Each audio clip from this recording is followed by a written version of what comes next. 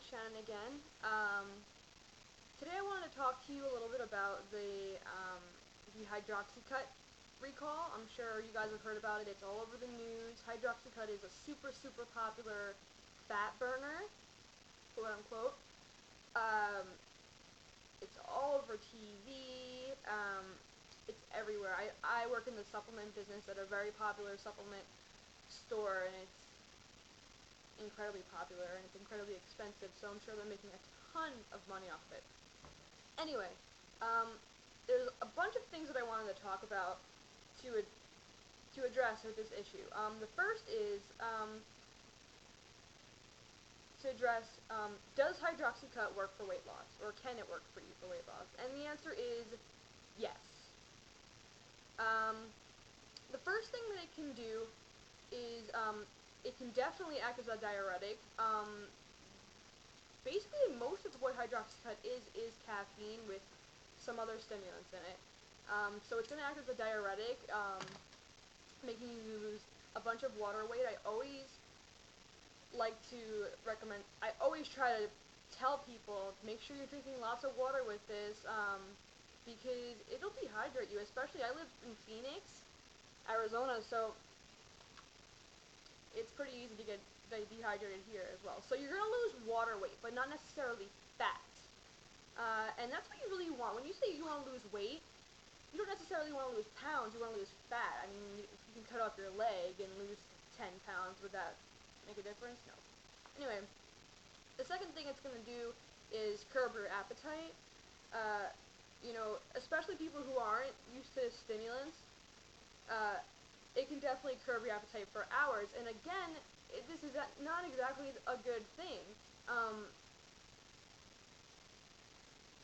because people are forgetting to eat. I mean, and they're getting lightheaded. I have some people say, "Oh, I took this and I didn't eat for like 8 or 9 hours, and I got dizzy and I didn't really know why." And then I was like, "Oh yeah, I haven't eaten it since at all today."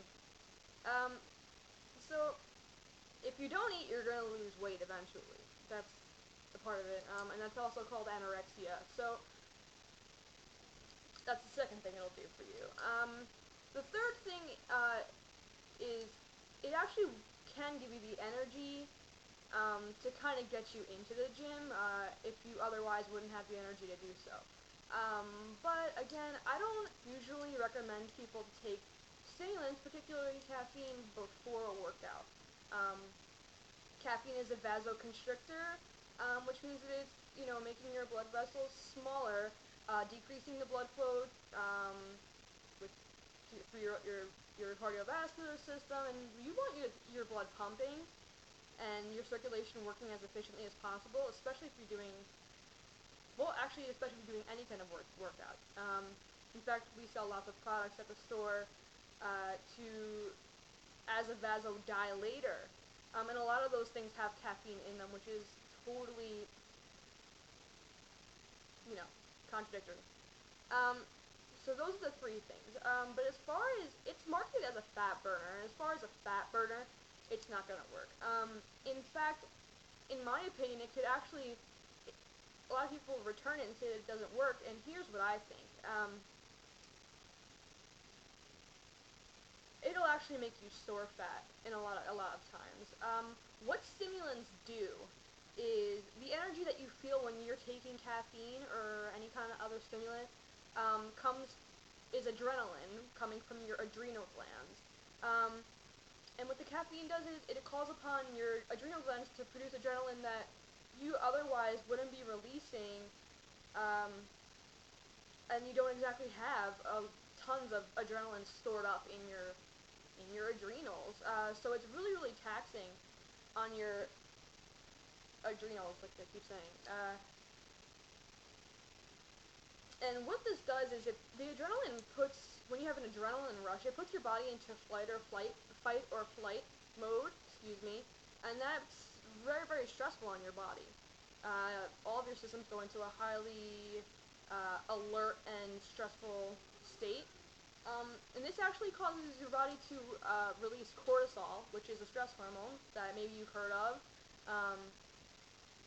that actually can make you store fat, particularly belly fat and visceral fat that is stored around the organs, which is the dangerous fat. I mean, it's stored around your liver and things like that. So, there is no magic pill. I'm sorry to say.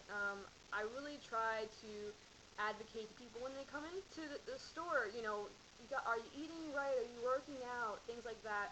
And they make it pretty clear that they just want a pill. So that's what they get. Even Christian Boving, who was a Hydroxycut model, there's a movie out, a great movie. It's mainly targeted towards steroids. It's called Bigger, Stronger, Faster. But they interviewed Christian Boving about Hydroxycut, and he says flat out, I do take Hydroxycut, but I obviously don't look like this just from taking that. And if people choose to believe that I look like this just from taking this product, then they should be smarter than that, and it's their own fault. So there you have it. It's all about making money. Everybody's just trying to make $1 off of you, basically.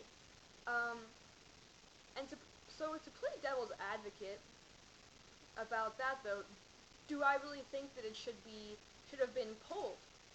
Just because some people have died of liver damage. I think it's under 20 people who have experienced liver damage, not died from it, from the Hydroxycut. I'm surprised that they haven't been dropping dead of heart attacks, but that's another thing. Because let's talk about some things that are legal, that are making billions and billions of dollars for corporate America, that are perfectly legal. Alcohol, liquor, cigarettes, and Tylenol. Tylenol kills tens of thousands of people a year. It's super, super hard on your kidneys. I mean, Tylenol is not the best thing for you, but it's legal, and lots of people die from it. Same thing with alcohol. I'm sure that there are a lot more people that have been experiencing liver damage from drinking too much whiskey than Hydroxycut. Not that I think that people should take Hydroxycut, but it's just, a double-edged sword. When I went to pharmacy tech school, one of the first things that they pretty much made it clear to us is, this is a business. And I know you would like to help people out and work for free, and ultimately this is a business and we need to make money. And that's one of the first things that threw me off about it, and it was pretty clear early on that it wasn't the place for me, but I was already thousands of dollars in debt, so I might as well have learned something. Because, I mean, all those drugs that they give you, seriously cannot be possible that in order for something to cure or treat a disease, it has to be chemically made by man. Because essentially everything that exists is found in nature. It's just something that isn't natural is kind of tweaked and, deformed by man. So they basically just will make something that will kind of help you for whatever you have, but it'll give you this many other diseases. They're really just, in my opinion, they're just trying to keep us sick. You know what I mean? They'll give us a placebo. I mean, I worked at a pharmacy for like 6 months, and so many people were addicted to prescriptions. It's ridiculous. So what I suggest to everybody, I'm gonna wrap it up. I know I've been talking a while. What I suggest to everybody out there: don't take fat burners. You don't need a fat burner. All you need is motivation. Go outside and run. You know what I mean? Don't eat meat. Don't eat dairy. Eat lots of greens, fruits, and vegetables, what nature intended you to do. Exercise, work out. You don't need a lot of money. You don't need genius, you know what I mean? If you've got 2 legs, you can run, you can walk, you can climb your stairs. you know, when I work out, all I really use is body weight, so I don't really use any kind of gym. If anything, I use like a resistance band. It cost me $10. That's it. And just drink plenty of water, and you should be good. Thanks for listening, guys. I'll see you next time.